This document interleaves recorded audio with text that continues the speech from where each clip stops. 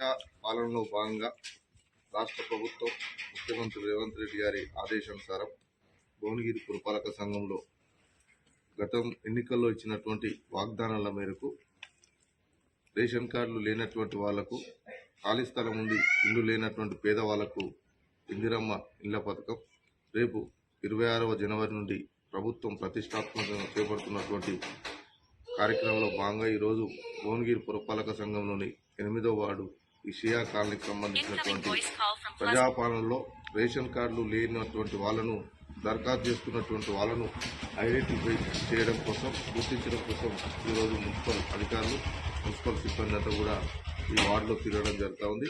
గతంలో కూడా కొన్ని రేషన్ కార్డు అప్లై చేసుకున్నటువంటి వాళ్ళను కూడా గుర్తించడం జరిగింది. ఇవన్నీ కూడా రేపటి నుండి వార్డు సభలలో అధికారులు, ప్రజాప్రతినిధులు, అక్కడ ఉన్నటువంటి వార్డు సభ్యులు అర్హత గలటువంటి కుటుంబానికి రేషన్ కార్డు ఇచ్చేటువంటి బాధ్యత మాది.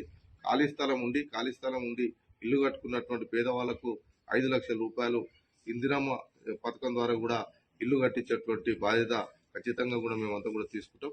కానీ ఇన్ఎలిజిబిలిటీ ఉన్నటువంటి వాళ్ళు, అర్హత లేనటువంటి వాళ్ళు దరఖాస్తు చేసుకొని నిజమైనటువంటి అర్హత ఉన్నటువంటి వాళ్ళకు మీరు చైతన్యవలసిందిగా విజ్ఞప్తి చేస్తూ, అర్హత ఉన్నటువంటి ప్రతి ఇంట్లో ఎంతమంది కుటుంబాలు ఉన్నా వాళ్ళందరూ కూడా ఖచ్చితంగా కూడా మేము కాంగ్రెస్ పార్టీ ప్రభుత్వం ద్వారా నెరవేర్చేటువంటి కార్యక్రమం చేపడతాం.